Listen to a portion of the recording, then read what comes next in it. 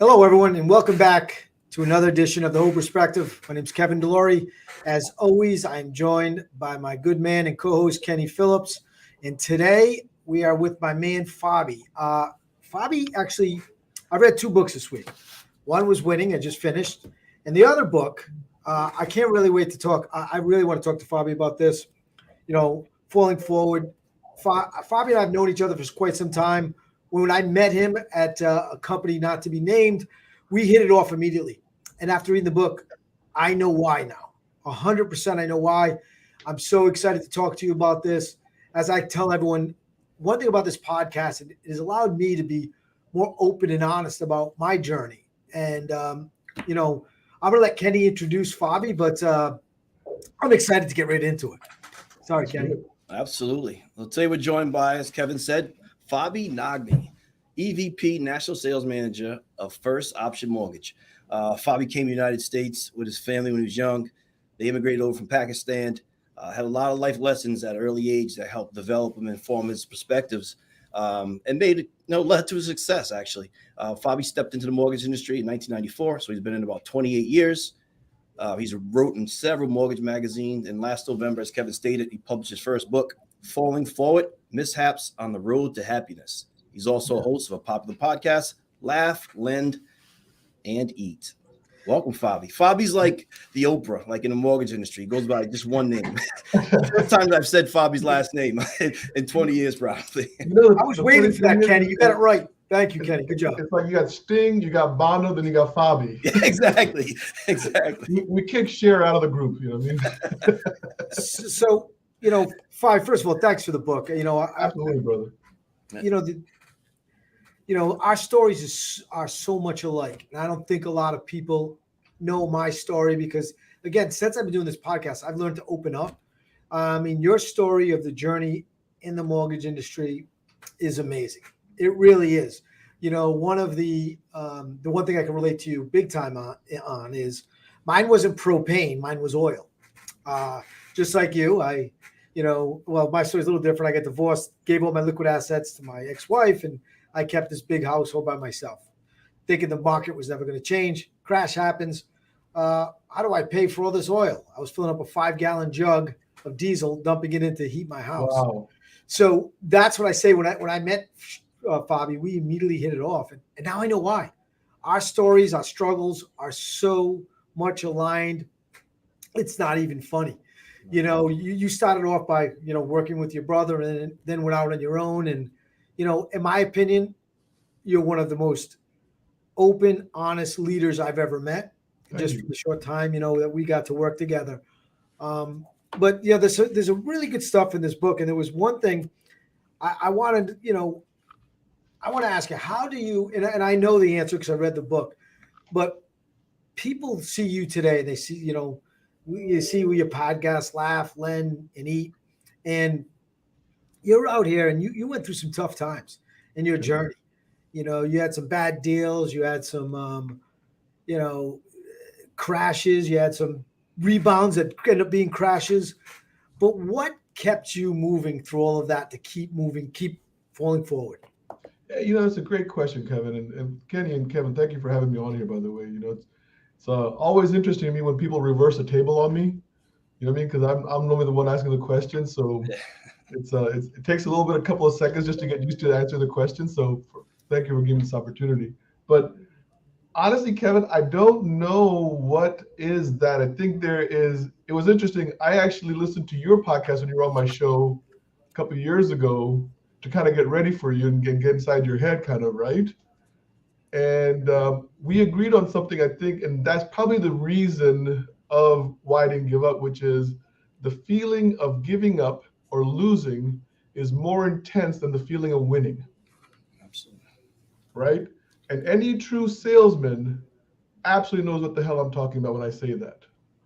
Because it's like, if I lose or if I don't do what I'm going to say I'm going to do or something like that, it just bothers me. And so I don't ever consider failure until I give up. And so Og Mandino, who's like one of my greatest inspirations, when I love reading his books, said that as long as I don't quit, I can't fail. I think that's really when you look at this, Kevin, in the whole, like the why didn't I quit? Why why did I keep moving forward? It's because that that option is not available in my psyche. You know what's crazy, guys? Here's what I think is great. I just feel like I said before that. I read Winning with Tim Grover, and what's crazy is it doesn't matter if you're a premier athlete or you're an excellent salesman. The core is all the same. Yeah. And when I tell people like, why should you listen to this? This isn't a mortgage podcast. What I'm starting to learn, this is a success podcast. This is a, falling forward. This is I'm afraid to fail. But and Tim Grover says, life isn't a marathon. It's a sprint that never has a finish line. I love that line. It's my new favorite line because I come in every day ready to run. Yeah. And I think that's the same with you. It's the same with Kenny. And I think no matter whether you're in the mortgage industry, whether you're a doctor, whatever, a school teacher, whatever it is, if you're not passionate about what you do, you're going to think that life is a marathon. And you're just going to think about this. Even in the mortgage business, I've said this many times. When we get to that last day of the month, right? So whatever it is this year, 29th in July, right? You get like maybe 12 hours to celebrate, and then it's all of a sudden everything is back to zero. Hit the restart. That's right. You hit the restart. When you get that long, do you get 12 hours? I'm just saying, I mean, maybe in the retail we get 12 hours, you guys get 8. I don't know what it is in wholesale, right? But it's like, that's it. And so you're back sprinting again. Right. So you're absolutely spot on, Kevin, 100%. That's funny. Fab, you talk a lot about brand, and I see you at trade shows, I see you at events, and, everyone loves Fab. You're always smiling. How important is brand to your success? I mean, I think brand and success kind of go hand in hand, right? So I mean, you can't have one without the other, right? But I will say this, Kenny, too often people mistake, like they're working so much on creating a brand that it turns out to be not them. And so the only thing that I would tell people is like, find out who you really are. And we talk about this in the book, you know what I mean? It's like, and to me, I really firmly believe that you never have to create anything. You never have to change into anything. The only thing you have to give up is just this facade of who you think you're supposed to be, and you uncover your brand.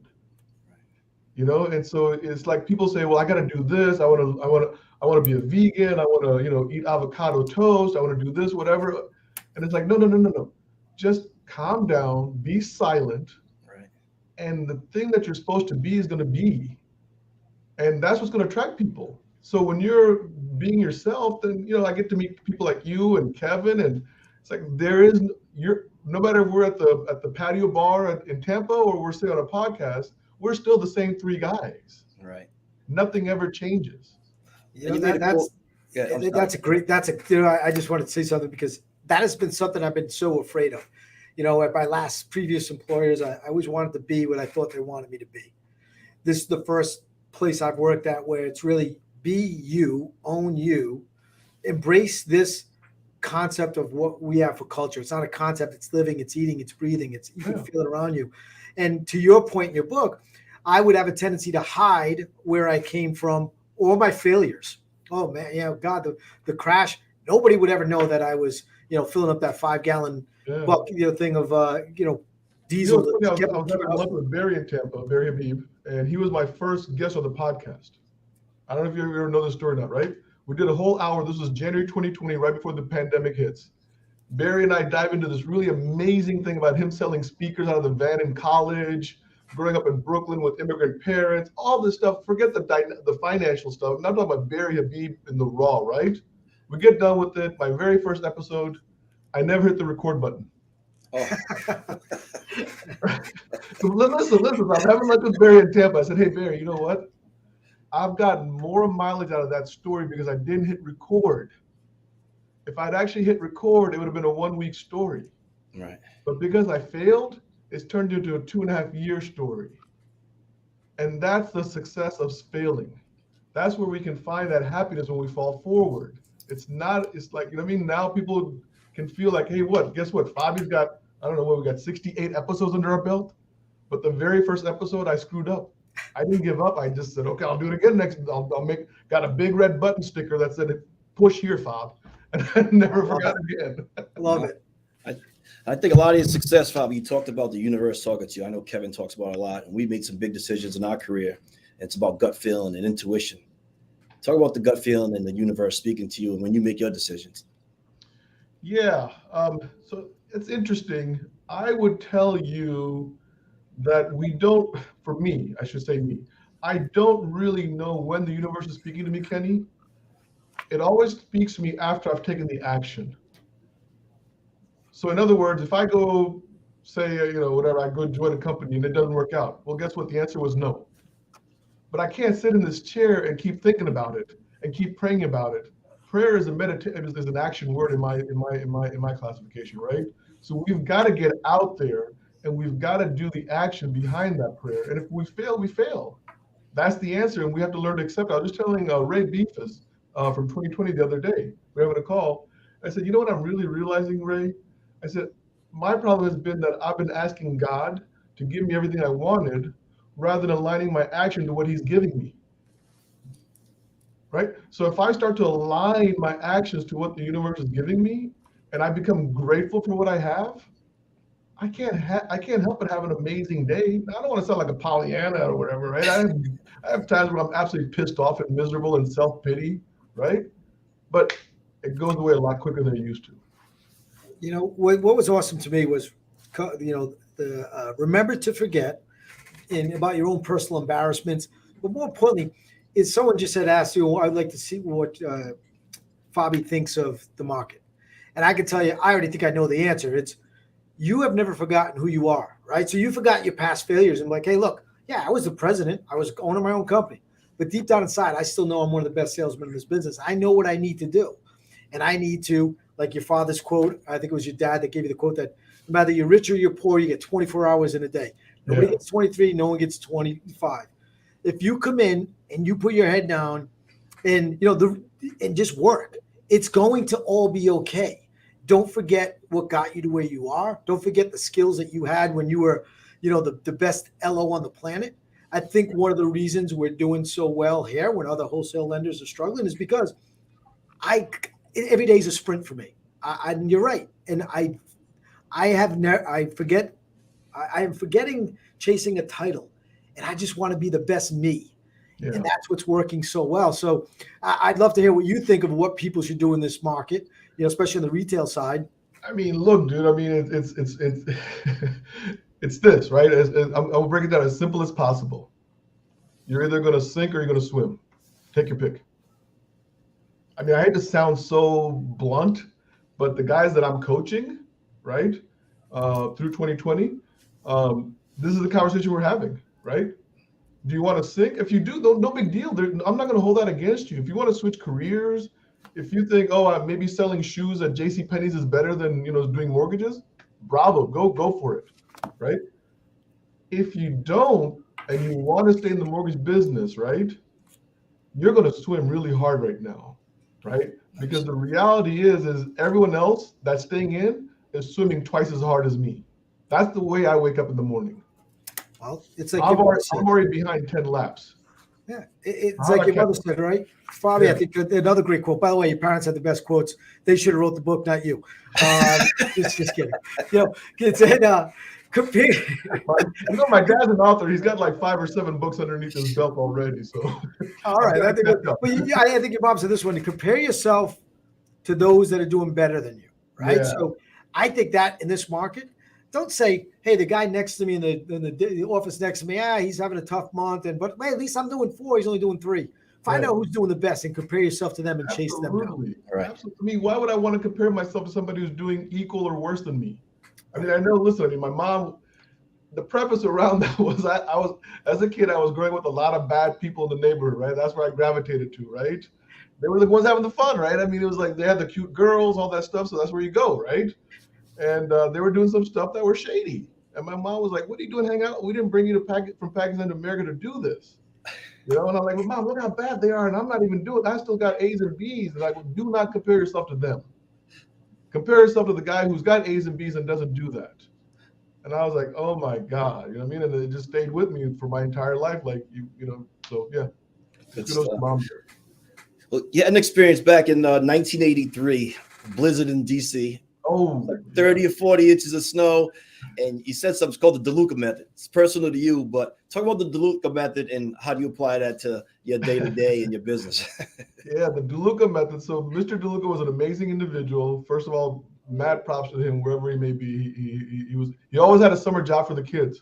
Anybody who wanted a job in Fairfax, Virginia, they literally would, Mr. DeLuca would give you a job, $20 a day cash, no questions asked, and you cut the grass, pull the weeds, sweep the floors, whatever, you get $20 at the end of the day. And when you're 12, 13 years old in 83, that's a lot of money, man. And you got Pac-Man, Dr. Pepper, and a steak and cheese ball. So the DeLuca method was winter of 83, and we were doing this shoveling snow around Circle Towers, for people who may know that area in Fairfax, Virginia. And literally, Kenny, it was like, I don't know, like 20 inches of snow. I don't know, the book probably has it more better than I do, right? But and Mr. DeLuca had this thing like, go out there and make the sidewalks so that two people can walk together on it.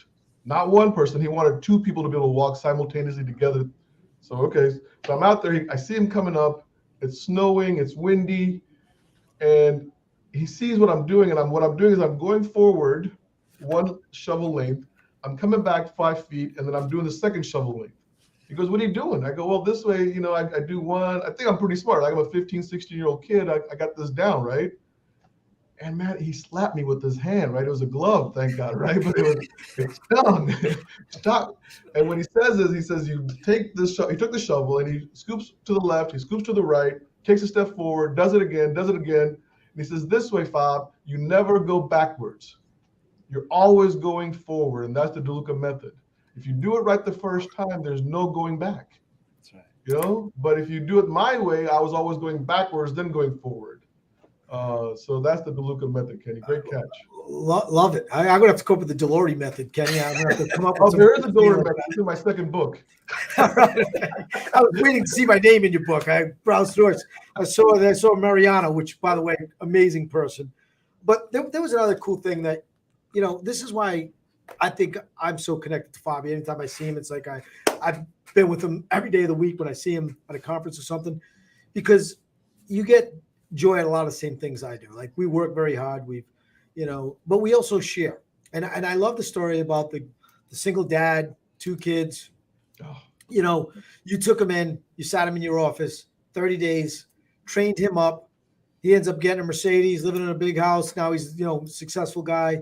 But to me, at this point in my career, those are the things that bring me more joy than a big win for myself. Mm-hmm.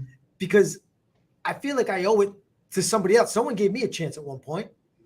And I mean, what is that? Where did that come from? Is it, because for me, I just feel like I owe it to somebody else, the next person. What is it for you? I think there was and I don't quote me on this, guys. Sometimes my memory goes really bad. I hate to say this, but I'm 55 and it's starting to slip, right? But Maslow's empirical needs, right? The human needs. When we really talk about that, the last one is called transcendence. And that's where we give of ourselves to be of use to mankind. And so we go beyond our own needs to help somebody else. And that's a human need, right? And so when you can tap into that need, Kevin, right, you're rising above your own needs. So you're putting someone else's needs before your needs. So to your point, like when I help somebody, my override might be 10 bips versus me closing a deal and getting 125 bips, right? So I can say that and like, oh my God, I'm losing out on 115 bips. But then what Mr. Paracha did, that was a gentleman's name, was like in my life, he shifted it, because the laughs that I had with Mr. Paracha were like priceless. That guy could make me laugh, Kev. Like, I mean, I would have tears running down my eyes. We would be stuck in traffic and he'd be like imitating somebody, or I don't know what he would do. How much is that worth? How much is that worth, 20 years later, right? I mean, if I had made 100 bips extra on him, I would have spent it by now or lost it, right? But the memory is always connecting me back 20 years ago, and that's priceless. Well, that's why you're real, right? And I'm not blowing smoke up your skirt. I mean, this is just real talk. Just three guys talking. Is, you got, anyone that reads your book, you went through some times where you trusted people and they weren't so trustworthy. You had some ideas, and this is my biggest pet peeve in the world, and someone steals your idea and presents it as their own. Drives me crazy. One thing I tell every new hire is, when you come to me, I will always put you on the pedestal of your idea. Don't ever hold back an idea, because sometimes people will. But you've been through all of that, but you still want to help the next person. And you thought people were helping you when they really were, had their hand in your pocket. So that is what makes you so real and honest. And that's why I'm so great to hear, I've been through some stuff, but something, to your point, I want to help. So I hope that anyone I help does that for someone else. So talk about paying it forward. Yeah. So, to go through all of that, and for you to still, I'm going to invest in somebody else, not financially, my time. To your point, you could have been far more rewarded in your pocket by doing it a different way. Yeah, but at the end of the day, what do I lose by helping somebody today? I don't lose anything. If you think about it, the gain is so much more incrementally higher than what I lose. If somebody comes in and I teach them how to do mortgages today, and they make $1 million a year, and they go around saying, Fabi didn't teach me anything. That's great. Hope they have a great life. Luckily, no one's done that the last few years, because I've gotten a little bit more discriminated on who I let into my world, right? But at the end of the day, it's still, you still want to give on a daily basis. On a daily basis, you want to. I'll tell you one other thing, Kevin. I hate to take this, but my yoga instructor really taught me the greatest lesson on giving, and it was really weird. I got into yoga about 3 years ago, and we were in this really weird move, man. It was it's actually called the Wild Thing move. So just for what it's worth, right? I'm gonna Google it. Yeah, Google it, man. And I hear her talking about breathe deeply, right? Breathe deeply.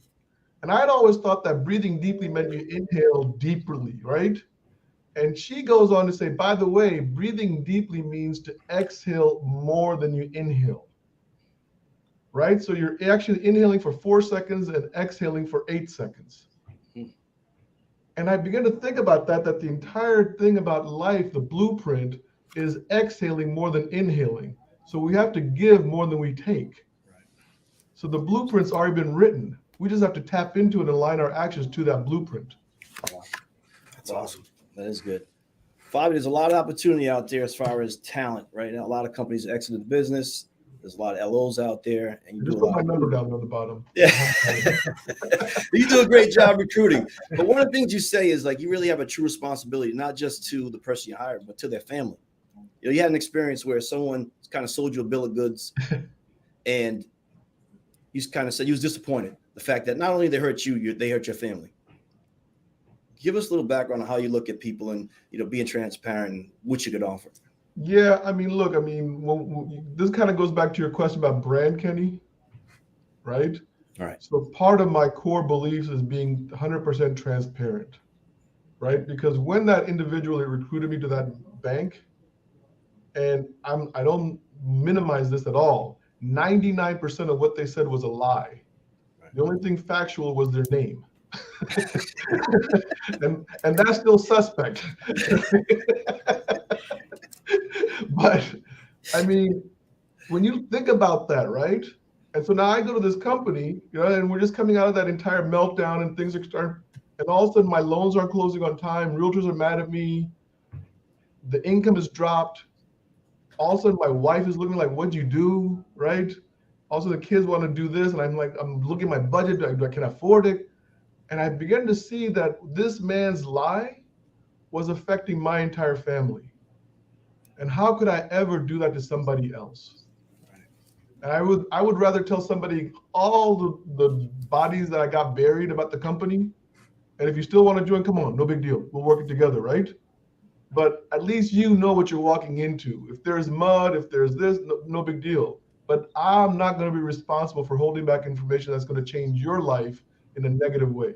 That's not going to be on my side of the street. And you also said, your brand is not what people say about you when you're around. It's what they say about you when you're not around.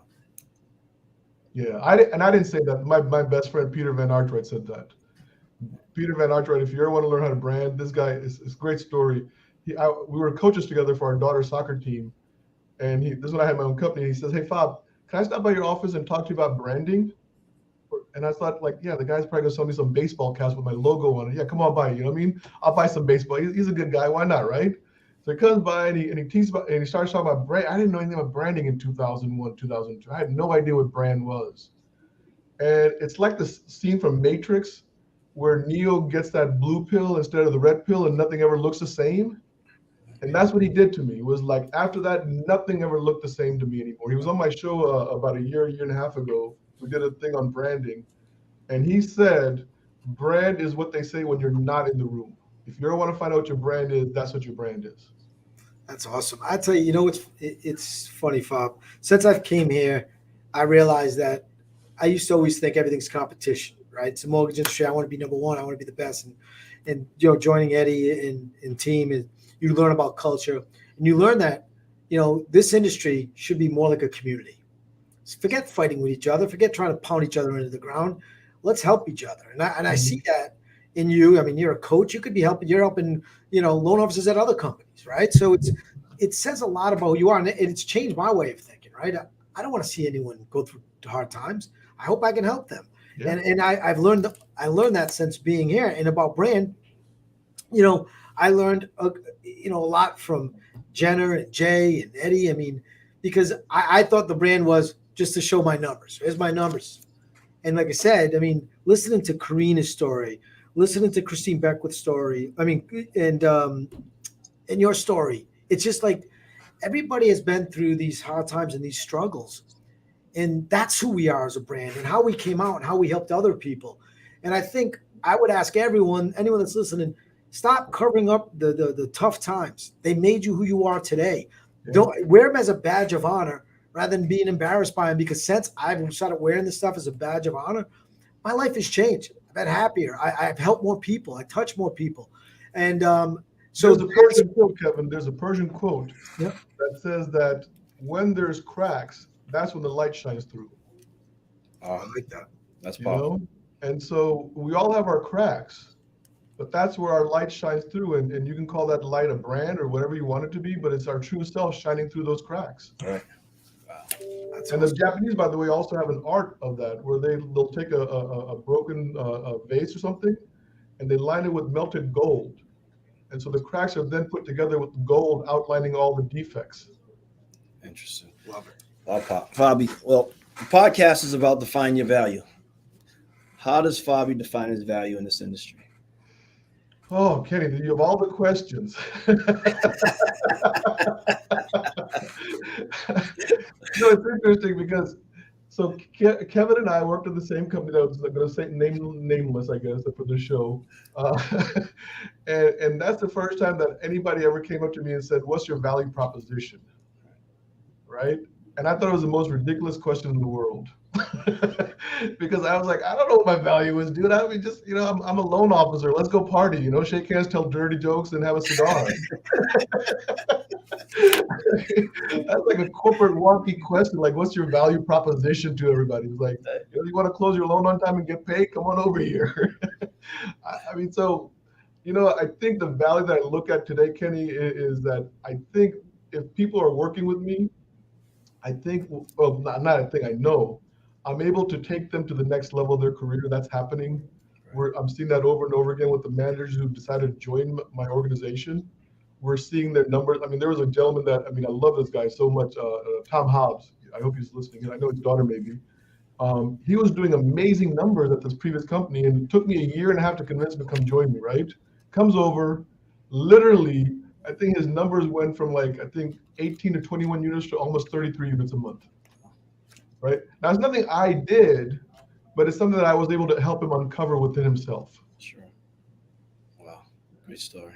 That's awesome. I'm going to share some little known facts about Fabi before, Kenny, we get ready to wrap it up. But Fabi wanted to be a drummer as a young man. I didn't know that. That's something I did not know.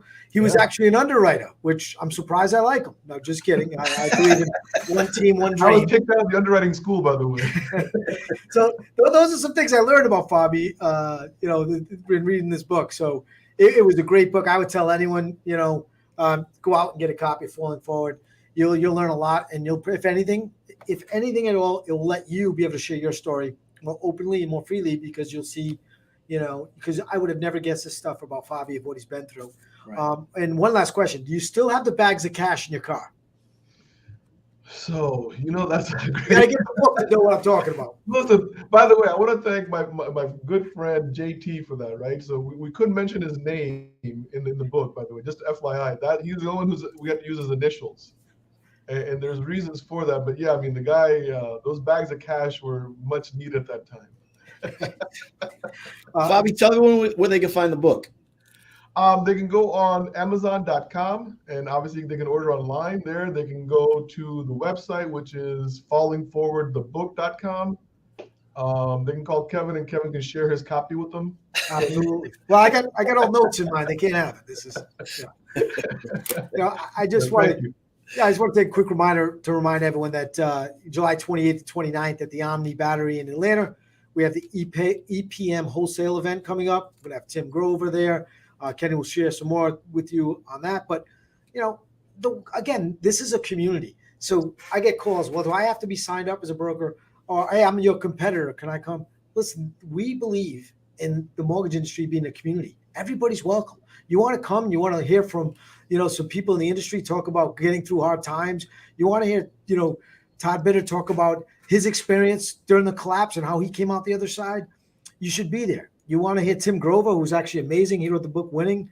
The guy was Michael Jordan and Kobe Bryant and Dwayne Wade's coach.